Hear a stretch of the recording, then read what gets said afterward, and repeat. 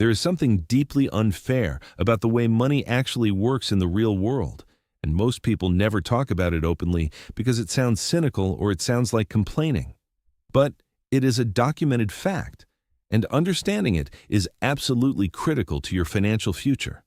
The fact is this: the more money you have, the less everything costs. Not in some abstract philosophical sense, but in actual real measurable dollars. The people who can most afford to pay full price almost never do. The people who can least afford to pay extra are the ones who end up paying the most for almost everything. And this is not an accident. This is how the economic system is structured, and it operates through psychological mechanisms that most people are completely unaware of. Today, we are going to break down exactly why and how being rich makes everything cheaper. And more importantly, we are going to look at the psychological patterns that keep people trapped on the expensive side of this equation, and what you can do to start shifting to the other side even before you have wealth. Let me give you a concrete example that will make this immediately clear. Two people need a pair of work boots. Person A has $300 in their bank account and gets paid weekly. Person B has $10,000 in savings and gets paid monthly. Person A goes to the discount store and buys boots for $40 because that is what they can afford right now. Those boots last 4 months.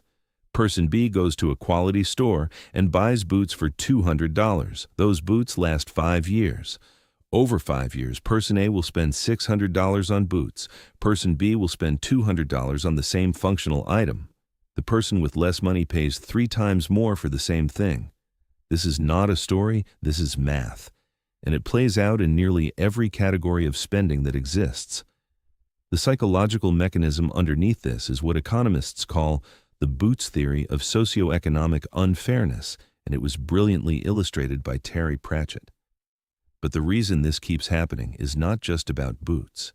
It is about the way poverty and wealth create completely different psychological and practical relationships with time, with quality, with access, and with leverage. When you do not have money, you are forced to optimize for the immediate. You have to make decisions based on what you can afford right now, this week, this month.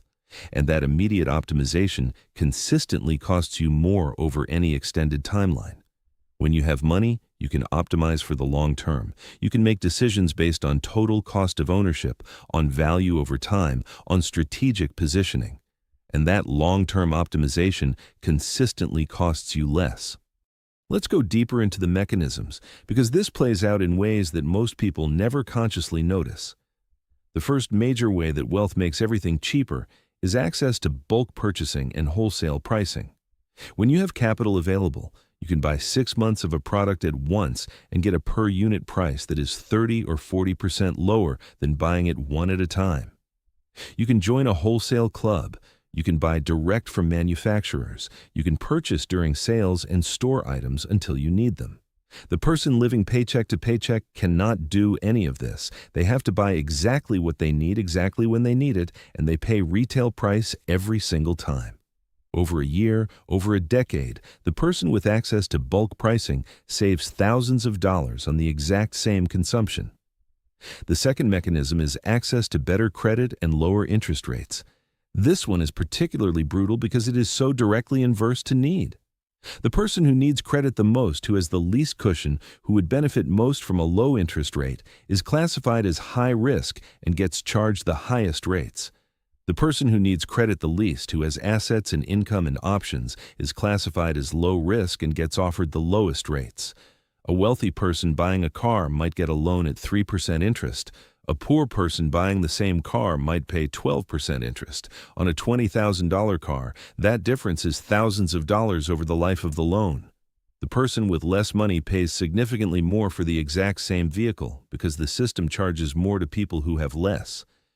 The third mechanism is the ability to pay in cash and negotiate.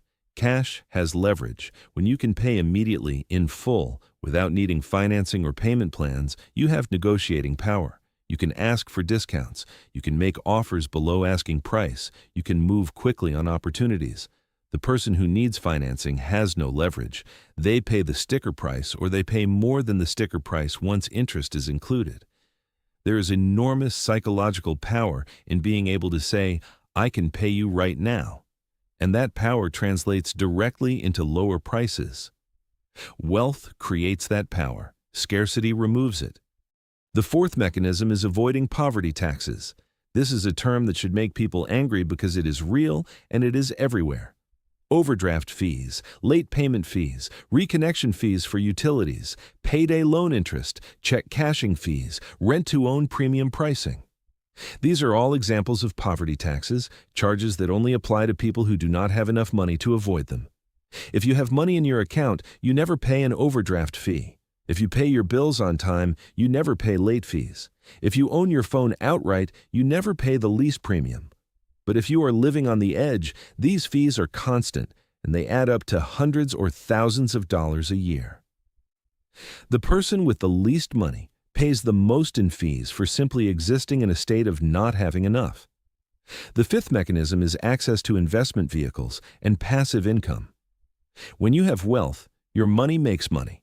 You can invest in index funds, real estate, businesses, assets that generate returns while you sleep. The returns compound over time. This is the most powerful wealth-building mechanism that exists, and it is only accessible to people who have money beyond what they need for immediate survival. The person living paycheck to paycheck has nothing left over to invest. Every dollar that comes in goes immediately back out to cover necessities. They do not benefit from compound returns. They do not have money making money. Their wealth-building capacity is limited entirely to their labor, which is capped by the hours in a day. The rich person's wealth-building capacity is not capped because their money is working in addition to their labor. This creates exponential divergence over time. The rich get richer, not because they work harder, but because their money is structurally positioned to grow automatically. The sixth mechanism is time leverage and the ability to avoid emergency pricing. When you do not have money, everything becomes an emergency. Your car breaks down, and you need it fixed immediately to get to work, so you pay whatever the shop charges. Your phone breaks, and you need it replaced today, so you pay full price at the retailer instead of shopping for a deal online. Your health issue cannot wait because you cannot afford to let it get worse, but you also cannot afford preventive care, so you end up in urgent care or the emergency room paying premium rates. When you have money, you have time. You can shop around. You can wait for a sale. You can do preventive maintenance. You can handle problems before they become emergencies. And non-emergency pricing is always significantly cheaper than emergency pricing. The wealthy avoid the desperation premium that the poor are forced to pay constantly. The seventh mechanism is access to networks, information, and insider opportunities. Wealth gives you proximity to other wealthy people, and that proximity comes with information flow that is financially valuable. You hear about opportunities before they are public. You get advice from people who have successfully built wealth. You have access to accountants, lawyers, financial advisors who help you structure things in tax-advantaged ways. The person without wealth does not have access to these networks. They do not know what they do not know. They make financial decisions in an information vacuum, and those decisions are consistently more expensive than the decisions made by people with access to expert guidance. This is not about intelligence. This is about access, and access is gated by wealth. The eighth mechanism is economies of scale in professional and business contexts. If you own a business and you have capital, you can buy equipment outright instead of leasing it, saving massive amounts over time. You can hire efficiently instead of desperately. You can take contracts that pay well instead of taking anything available just to make payroll. You can invest in systems that reduce long-term costs. The business owner without capital is constantly in reactive mode, paying premium prices for everything because they do not have the liquidity to make the cheaper strategic choice.